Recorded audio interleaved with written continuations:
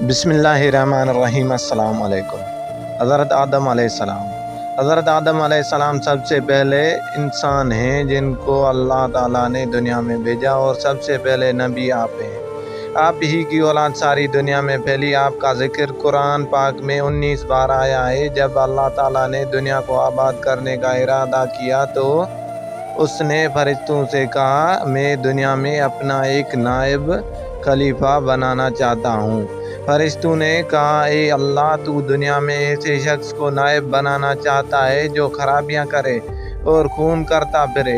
ہم تیری تعریف کرنے کے ساتھ تیری تسبیح اور پاکی بیان کرتے رہتے ہیں۔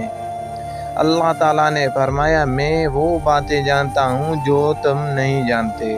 اللہ تعالیٰ نے حضرت آدم علیہ السلام کو سب چیزوں کے نام سکھا دیے، پھر ان کو فرشتوں کے سامنے کیا اور فرمایا، اگر تم سچے ہو تو مجھے ان کے نام بتاؤ۔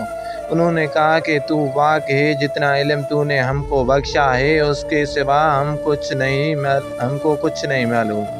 پھر اللہ تعالیٰ نے فرشتوں کو حکم دیا کہ تم آدم علیہ السلام کو سجدہ کرو، تو سب سجدے میں گر پڑے مگر شیطان نے سجدہ نہیں کیا اور وہ کافروں میں ہو گیا۔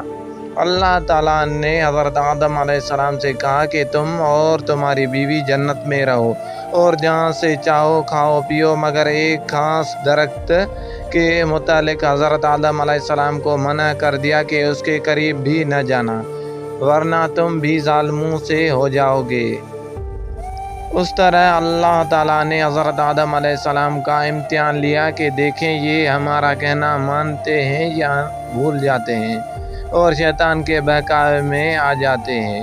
شیطان جو پہلے ہی حضرت آدم علیہ السلام سے ناراض تھا کہ ان کی وجہ سے خدا تعالیٰ کی دربار سے نکلا اور خدا تعالیٰ کی لعنت اس پر ہوئی، اور اس نے قسم کھائی تھی کہ میں حضرت آدم علیہ السلام اور اس کی اولاد کو قیامت تک بہکاتا رہوں گا کہ اللہ تعالیٰ کا کہنا نہ مانیں اور خوب برائیاں پھیلائیں۔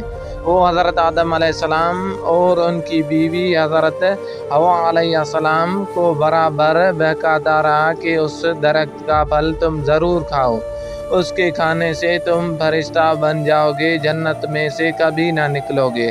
آخر ایک دن حضرت آدم علیہ السلام اور ان کی بیوی حضرت حوا علیہ السلام بھول سے شیطان کے بہکاوے میں آ گئے اور درخت کا پھل کھا لیا۔ پھر کھاتے ہی دونوں ننگے ہو گئے اور جنت کا لباس ان کے بدن سے غائب ہو گیا، اور وہ جنت کے پتوں سے اپنے بدن کو چھپانے لگے۔ اللہ تعالیٰ نے حضرت آدم علیہ السلام سے کہا کہ ہم نے کہہ دیا تھا کہ اس درخت کے پاس بھی نہ جانا اور شیطان کے کہنے میں نہ آنا، وہ تمہارا دشمن ہے۔ تم اس کے کہنے میں آ گئے، اب تم اور حوا جنت سے چلے جاؤ اور دنیا میں جا کر رہو۔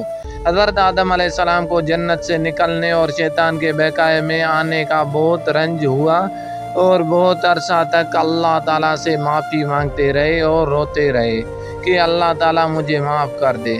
آخر اللہ تعالیٰ کو رحم آیا اور حضرت آدم علیہ السلام کو یہ دعا سکھائی کہ اے ہمارے رب، ہم نے اپنے اوپر ظلم کیا اور تم ہم پر رحم نہیں کرے گا تو ہم بڑا نقصان اٹھانے والوں میں سے ہو جائیں گے۔ تو حضرت آدم علیہ السلام نے یہ دعا بہت گڑ گڑا کر مانگی، اور اللہ میاں تو بہت رحم کرنے والے ہیں۔ جب کوئی بندہ گناہ کر لیتا ہے اور سچے دل سے توبہ کر لیتا ہے کہ اے اللہ، یہ گناہ تو مجھ سے غلطی سے ہو گیا، آئندہ ایسا نہ کروں گا، تو وہ معاف کر دیتے ہیں۔ پھر حضرت آدم علیہ السلام کو بھی اللہ تعالیٰ نے معاف کر دیا اور پھر کہا کہ تم اور تمہاری اولاد دنیا میں رہو، اور یہ بات یاد رکھو کہ جب میری طرف سے کوئی نبی میری ہدایت لے کر تمہارے پاس آئے تو تم اس کا کہنا ماننا۔ جو میرے بھیجے ہوئے نبیوں کا کہنا مانے گا اس کو پھر نہ کوئی خوف ہوگا اور نہ کوئی غم ہوگا، اور جو لوگ میرے نبیوں کی بات کو نہیں مانیں گے اور ہماری آیتوں کو جھٹلائیں گے وہ دوزخ میں جائیں گے اور ہمیشہ اسی میں رہیں گے۔ اس کے بعد حضرت آدم علیہ السلام اور حضرت حوا علیہ السلام دنیا میں رہنے سہنے لگے، خوب جی لگا کر اللہ کی عبادت کرتے ان کی بہت اولاد ہوئی اور دنیا میں سب جگہ آباد ہوتی رہی۔ حضرت آدم علیہ السلام اپنی اولاد کو یہی بات بتاتے رہے کہ تم کبھی شیطان کے بہکائے میں نہ آنا، وہ ہمارا دشمن ہے اور ہم کو بری باتیں کرنے کے لیے بہکاتا رہتا ہے۔